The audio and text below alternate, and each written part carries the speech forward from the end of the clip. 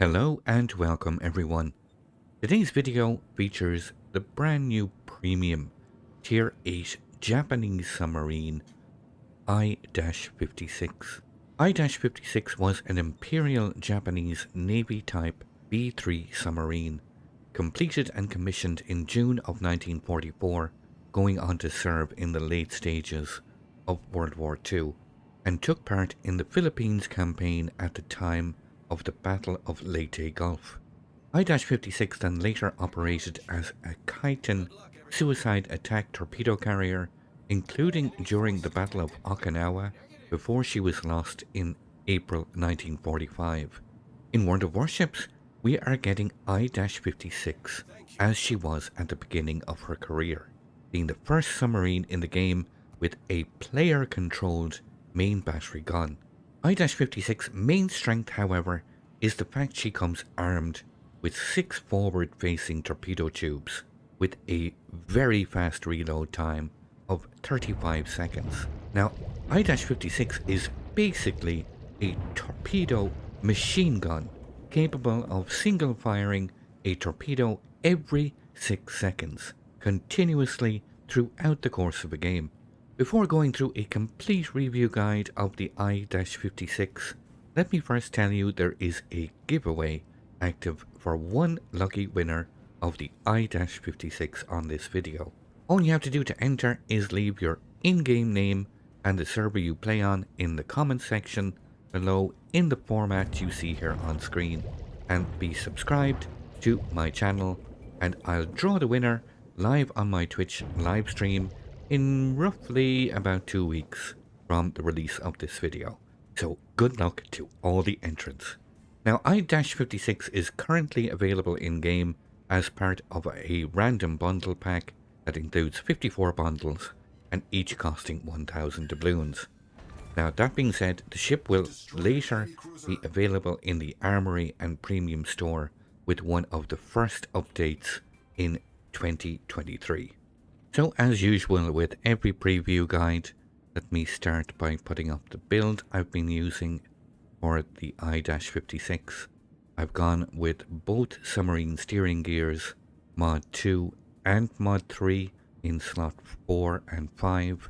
In terms of the captain skills, nothing really unusual here. I think this is pretty well optimized. I have gone with Superintendent as you do have a limited number of consumables, and I've improved the battery capacity, but a pretty standard build as far as I can see. Now, it must be noted there is a limited number of consumables on the I-56. You get 2 consumables of hydrophone, allowing you to spot surface ships, and only 3 charges of the reserve battery unit. Now, it must be pointed out there is a complete lack of the submarine surveillance consumable. What this basically entails is you cannot detect enemy submarines once they are submerged. The only way to counter enemy submarines is to actually fight them on the surface. Now, this ties in directly to the ship's survivability. I-56 gets a truly massive 24,200 hit points. Now, this is basically 10,000 hit points more than any other Tier VIII submarine. Now, this will allow you to survive several encounters on the surface, but a submarine does not want to be engaging targets on the surface. And we'll talk more about this as we go through the ship stats. But this ties in now directly to the ship's armor layout. So let's quickly put this up on screen. Using a simple port screenshot, we can see that the I-56 gets an armor plating the whole way around of 19 millimeters, and the deck armor is 16 millimeters, while the conning tower also gets 19 millimeters of protection. So as already stated, the I-56 gets a main battery, a controllable main battery gun, one 140 millimeter gun. Now, this has quite a fast reload time of 1.8 seconds. It can rotate 180 degrees in 7.2 seconds with a max dispersion of 45 meters. Now, this 140 millimeter gun has a max firing range of 8.5 kilometers, firing semi-armor piercing shells with a max damage of 2,750.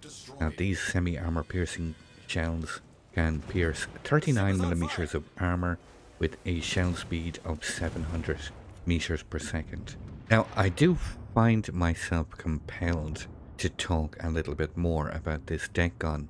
Now, just based on the historical use of deck guns by submarines, they were basically only used to finish off poor, defenseless, unarmed commerce or transport ships. Now, if you find yourself in situations in randoms where you think you might get away with firing this main battery, it really is a noob trap. Not only do you betray your location, but any submarine detected on the surface will draw so much fire, it's literally insane.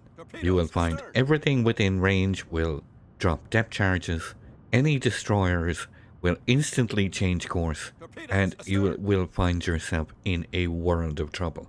And as you can see, even though I was faced against a very, very low HP destroyer, you just don't have the DPM to finish them quickly.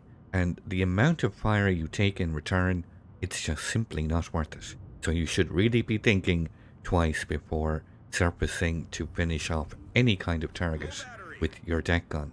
Now, despite the fact the semi-armor piercing shells have high penetration and are very unlikely to ricochet, they have basically the same dispersion, very tight, close dispersion like the German destroyers. The problem is the ballistics are pretty bad. They have a low shell speed, high air drag, and it will make it a real challenge to try and hit destroyers that are actually maneuvering. It's just not worth the trade-off. Okay, so moving to the meat and bones of the I-56 offensive armament is the torpedoes, but let's quickly start with the sonar. The sonar gets a 6.5 second reload. It has the duration of a ping effect on a highlighted sector of 25 seconds, and the second ping is 55 seconds. The ping velocity is 600 meters per second with this build. The ping width is 18 meters, and the max ping range is 6 kilometers. Okay, so going to the torpedoes, I-56 gets 6 forward mounted torpedo launchers, 6 533mm torpedo tubes.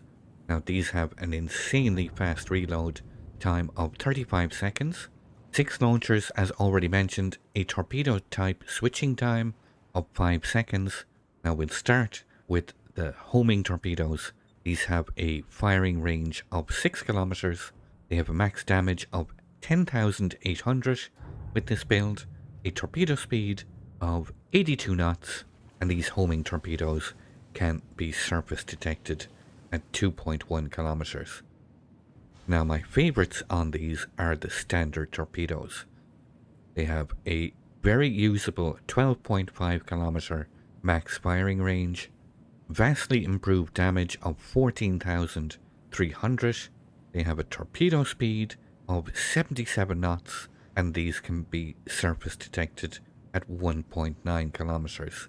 And these are by far my favorite, that you sit at range and just simply spam torpedoes continually at any target within range. Moving to the dive capacity, now this is very limited. You have a max dive capacity of 132 units, so 132 seconds is your max dive capacity with this build.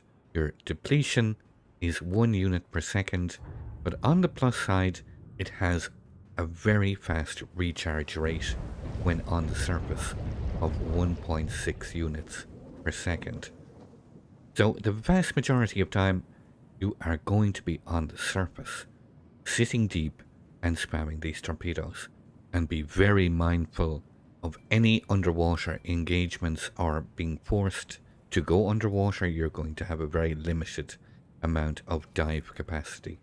This ties in to the maneuverability, a surface speed of 29 knots. Now this can be boosted further when mounting the Sierra Mike signal flag to a max speed of 30.5 knots when surfaced. The turning circle radius is 670 meters, and with this build the rudder ship time is 4.3 seconds. Now the I-56, when submerged, has a max speed of 13.6 knots, a diving plane ship time of 12.4 seconds, and a max dive and ascent speed of 2.4 meters per second. So this underwater maneuvering is not that great. Very slow speed, and it does feel quite sluggish, so you don't want to be delaying any surface time. So finally, stats wise, concealment rating of 90, which equates to a surface detection range of 7.1 kilometers. You will be detected by enemy submarines and by enemy aircraft at 2.6 kilometers. Now, there remains quite a bit to be said about the I-56. I would definitely not consider this to be an inexperienced starting point for a new submarine player. Despite having a very, very dangerous main torpedo armament, this ship does seem to be very, very difficult to play. I-56 has numerous weaknesses. One, her capacity to detect targets. She's unable to counter enemy submarines that are submerged due to complete lack of submarine surveillance, and her surface detection range of 7.1 kilometers makes her very vulnerable to enemy destroyers, as you'll be basically outspotted by the vast majority of enemy destroyers that you will encounter in randoms. Due to the lack of submarine surveillance consumables, I-56 is literally blind against enemy submarines. Your best counter is to run away. You literally don't want to be fighting enemy submarines in this ship. You'll find it very debilitating. The ideal playstyle for the I-56 is playing really quite passively, sitting with your fleet members, be very careful not to get isolated, basically playing as a surface destroyer and spamming these long-range torpedoes. And this is one thing that she's very, very good at. Dumping these torpedoes, 6 torpedoes every 35 seconds, and due to their long range and their speed, you will find yourself landing quite a few. As for the homing torpedoes, however, they are mainly only useful when in dire circumstances against enemy cruisers and destroyers, but you don't really want to be getting into range unless absolutely caught out. In general, I found I-56 to be very situational. You need situations where the enemy is either traversing in front of you or pushing into your position. If you make any kind of positional mistake getting caught out, it becomes almost impossible to escape from said situation. Your submerged speed and lack of dive capacity just doesn't give you any wiggle room to escape from any potential mistakes you may have made in terms of positional or situational awareness. So again, very, very difficult ship to play, and despite all of this, poor concealment, poor speed underwater, I still found myself having some very high damage games. The torpedo armament is really quite impressive. The reload speed, very, very dangerous indeed, and when you do find yourself in optimal situations, you will find yourself landing very large numbers of torpedoes, and this does feel quite satisfying, but not for an inexperienced submariner. I'm not even one of these players that I would consider experienced in terms of playing subs, but I would recommend caution. Okay, so as I earlier stated, there is a giveaway still active for this I-56. All you have to do is leave your in-game name and the server you play on in the comments section below in the format you see here on screen. And if you'd like to see some live gameplay, feel free to come over and visit me on Twitch. I hope you enjoyed this video, and I look forward to seeing you all.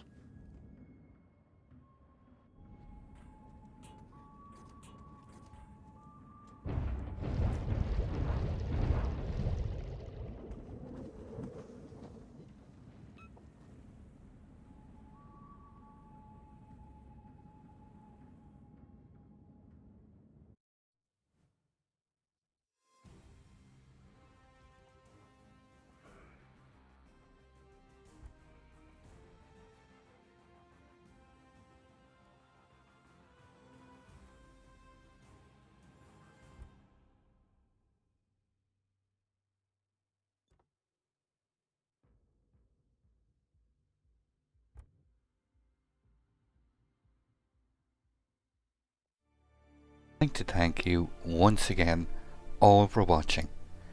Don't forget to like, share and subscribe for more. Take a moment to check out some of my most recent videos and leave a comment below. And until the next time, keep sailing it like you stole it.